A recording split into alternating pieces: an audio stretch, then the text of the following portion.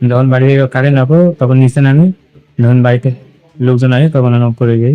জীবন দিতে তাও আমি কি করবো না, এমনিতে তো আমি কি করবো ঠিক তারপরে মনে করেন ছাড়াছাড়ি হয়ে যায় পারিবারিক ভাবে। আবার পরকীয়া প্রেমের নানা গল্প শোনা গেলেও এমন ঘটনা খুব কমই সামনে আসে। প্রেমিকার ঘরের ভেতরেই ফলস সিলিংয়ের উপর লুকিয়ে দীর্ঘদিন বসবাস করার অভিযোগ উঠেছে তারেক রহমান নামের এক যুবকের বিরুদ্ধে।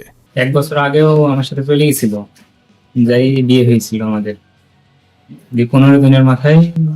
তারপর পারিবারিক ভাবে ছাড়াছাড়ি হয়ে যায়। এটা কতদিন আগে?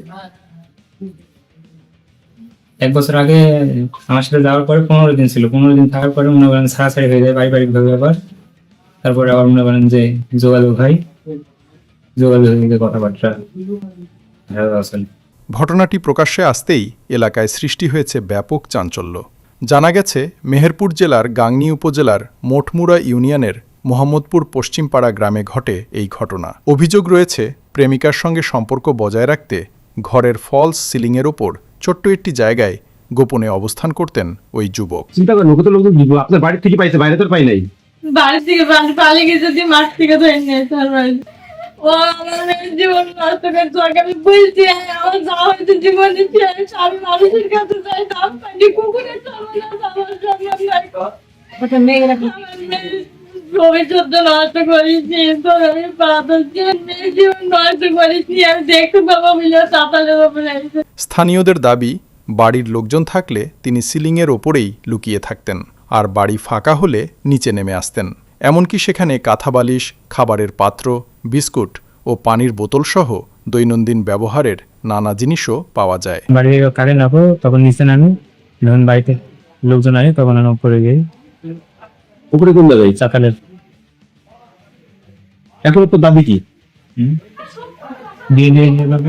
এদিকে এক পর্যায়ে প্রতিবেশীরা সন্দেহজনক শব্দ শুনে ঘরে প্রবেশ করলে কাউকে দেখতে পাননি। পরে ঘরের ফলস সিলিংয়ের ওপর খুঁজে পাওয়া যায় ওই যুবককে। করবো না, জীবন দিতে তাও আমি কি করবো না, এমনিতে তো আমি কি করবো ঠিক নাই। আমার জীবন শেষ, তো আমাকে শেষ করছে, আমার মেয়ের জীবন শেষ করছে, আমার জীবন শেষ করছে। এর তো আপনিও দায়ী। না আমি যাই না। আচ্ছা, ওর যে খলিশামণি বিয়ে হয়েছিল, ওর বোর সাথে আপনার কথা হয়েছিল সিম কার্ডে, মোবাইল বলেন তো এটা? না আমি বলতে চাইছিলাম যে আমার সংসার আছে, আমার মেয়ে আছে, করছে আমাকে ফোনে বিরক্ত করে, কিন্তু আমি ব্লক পরিবেশ করতে পারিনি, কখনো গালাগালি শুরু করছি। তখনই তাকে হাতে নাতে আটক করা হয় বলে জানায় স্থানীয়রা। ঘটনাটি জানাজানি হওয়ার পর পুরো এলাকায় ব্যাপক আলোচনা সমালোচনা শুরু হয়েছে। আমি বলতে চাইছিলাম যে আমার সংসার আছে, আমার মেয়ে আছে, আমার স্বামী আছে। ও কি কাজ করতে আসছিল আপনার বাড়ি 5 বছর আগে?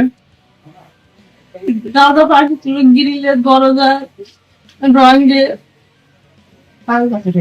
স্থানীয়দের অনেকেই বলছেন এমন ঘটনা আগে খুব একটা শোনা যায়নি।